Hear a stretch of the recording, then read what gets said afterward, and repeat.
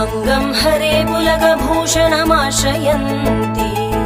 भृङ्गाङ्गणीव मुकुलाभरणं तमालम् अङ्गीकृताखिल विभूतिरपाङ्गलीला माङ्गल्यदास्तु मम मङ्गलदेवतायाः मुग्धा मुहुर्विदधति वदने मुरारे प्रेमत्रपा प्रणिहितानि गतागतानि मालादृशोर्मधुकरीव महोत्पलेया सा मे श्रियं दिशतु सागर सम्भवाया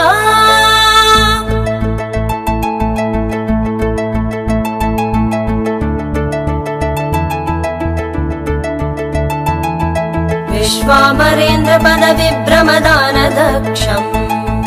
आनन्दहेतुरधिकं मधुविद्विषोऽपि ईशन्निशीददतु मयि क्षणमीक्षणार्धम् इन्दीवरोदर सहोदरमिन्दिरायाः आमीलिताक्षमधिगम्य मुदा मुकुन्दम् आनन्दकन्दमणिमेषमनङ्गतन्त्रम् आकेकरस्थितकणीनिकपक्ष्मनेत्रम् भूत्यै भवेन्मम भुजाङ्गशयाङ्गनाया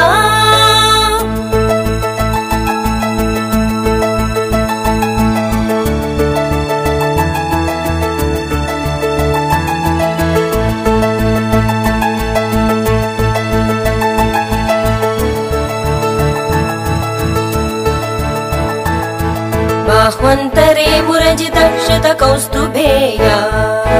हारावळीव हरिनीलमयी विभाति कामप्रदा भगवतोऽपि कटाक्षमाला कल्याणमावहतु मे कमलालयायाः कालाम्बुदाळि ललितोरसिकैटभारे धाराधरे स्फुरति या तटिदङ्गने मातुः समस्त जगतां महनीय मूर्ति भद्राणि मे दिशतु भार्गवनन्दनाया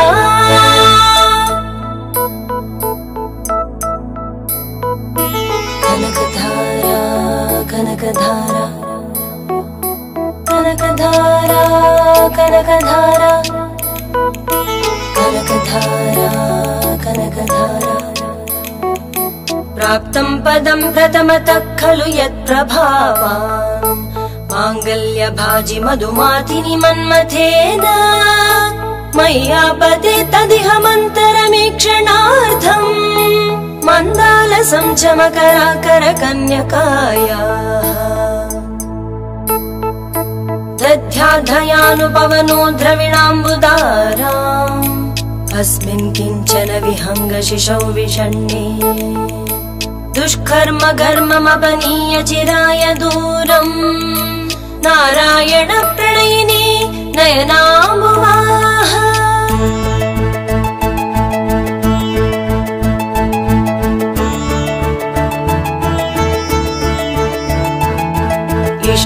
इष्टाविशिष्टमतयोऽपि नराय यात्रा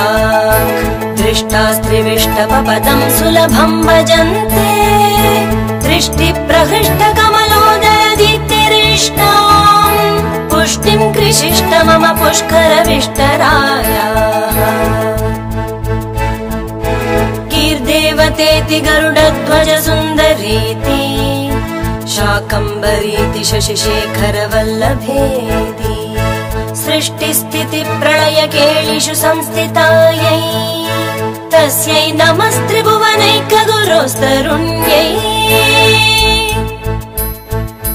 श्रुत्यै नमोऽस्तु शुभकर्मफलप्रसूत्यै रत्यै नमोऽस्तु रमणीय गुणार्णवायै शक्त्यै नमोऽस्तु शतपत्रनिकेतनायै पुष्ट्यै नमोऽस्तु पुरुषोत्तमवल्लभायै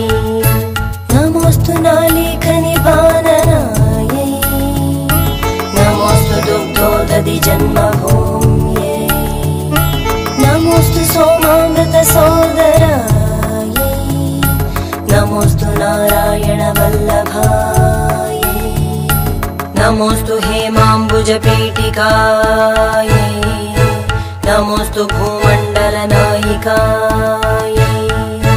नमोऽस्तु देवादिदयापरायै नमोऽस्तु शार्ङ्गायुधवल्लभायै नमोऽस्तु देव्यै भृगुनन्दनायै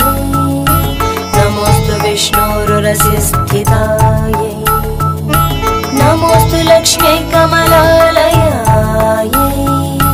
नमोऽस्तु दामोदरवल्लभायै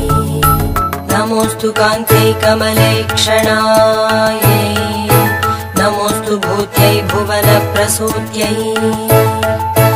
नमोऽस्तु देवादिभिरर्चितायै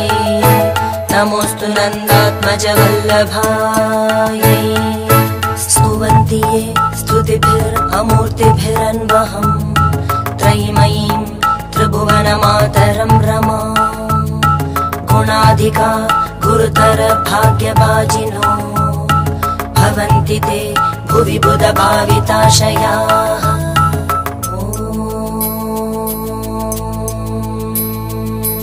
धनुर्धरायै विद्महे सर्वसिद्ध्यै च धीमहि तन्नो धरा प्रचोदयात् धनुर्धरायै विद्महे सर्वसिद्ध्यै च धीमहि तन्नो धरा प्रचोदयात्